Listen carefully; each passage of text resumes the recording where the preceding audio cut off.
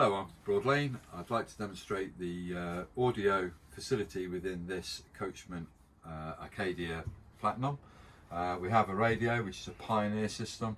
This particular model is the DAB variant that you can obtain from Coachman.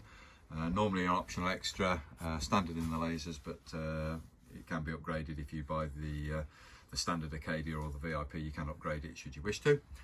I will go through that very quickly, but just that's where that is.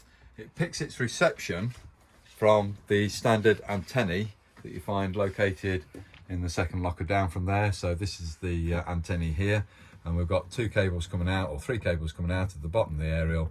Basically the white one is for TV reception, the black one is for the radio reception, and the red wire that you see there is just the booster that goes to the aerial head itself. And on the back wall you'll see that there is an amplifier for the digital signal coming in. It does have its own on-off switch, which is that one there, as you can see, and you can increase or decrease the sensitivity or the amplification rather of the reception coming in by rotating that little wheel there. This particular cable, which is loose, is for an outside aerial supply. On certain sites you might go to in the UK where the TV reception is really poor. Doesn't matter what you try, you can't get a good signal. So sometimes those campsites will offer you their own TV reception, and you use a separate cable that attaches into the side of the caravan near the battery box housing. And what you then do is take this white cable out and fit that black cable in its place, and then you're using an external outside aerial supply. So that's just very quickly what that is there. So talking about the television as well, we've got a double position. In most of the vehicles you'll have twin positions for TV reception. In this particular model, the 860, this is one location for it. Below this, into the cupboard area, you're going to find you have got a mains point, a 12-volt point, an aerial point, which is the bottom one there, and then that one is for satellite connection. Again, you can do a satellite, external satellite connection should you wish, and you've got a portable satellite system. Those cables can transfer through this little porthole here. It's a removable plastic lid, often found in workstations. So that's what you find there. And then we do have a second position in this particular caravan, and it's located on the side wall of the refrigerator housing. It's obviously made for the bed area. It's got a wall bracket, and again you've got a mains point, a 12-volt point, and also a coax. So we haven't got the satellite here, but we have on the front section. And that's typically what you have on the audio side of this system. The radio is very technical.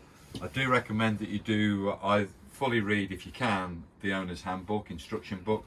It's very informative, and I was looking at online videos through YouTube.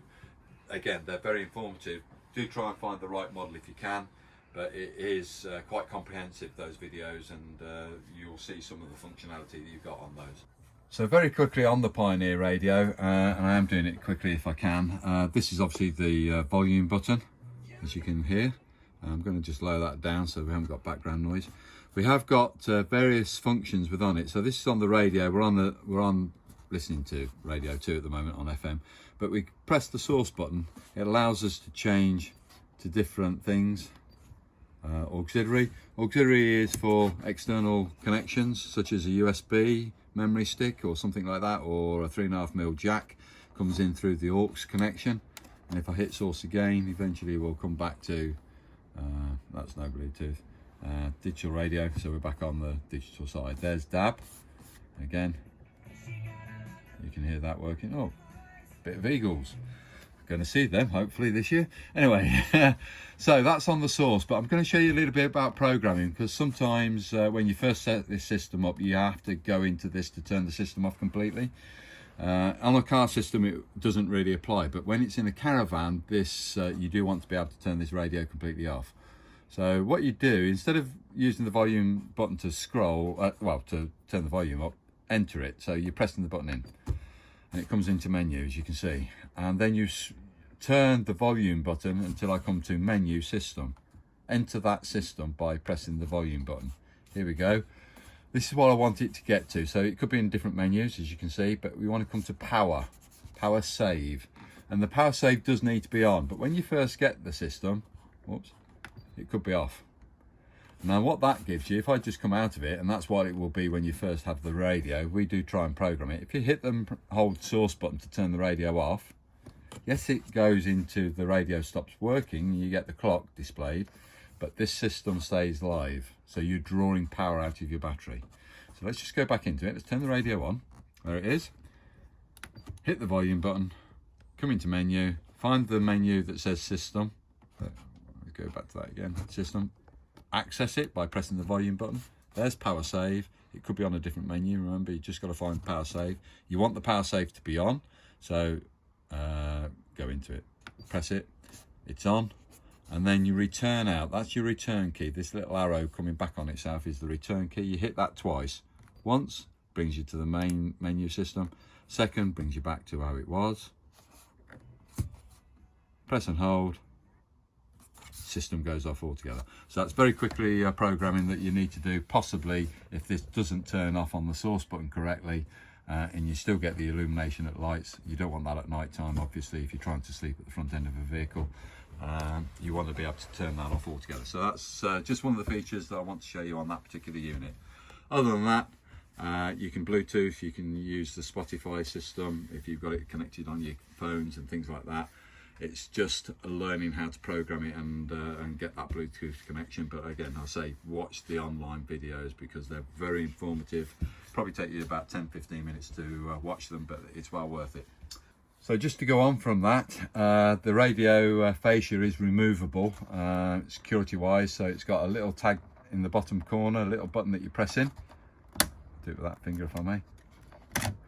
It shoots forward and you actually put it off on that edge, just unclip it, and then it just slides out like so.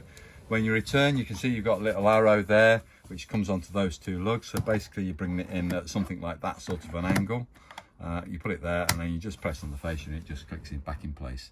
But remove the fascia when in storage because that stereo is very expensive, believe me. And yeah, you don't want to have it stolen. Somebody break in, just take the whole unit. If the head's removed from a security point of view, it's useless to anybody. So I would recommend certainly removing that fascia at any point. Thank you.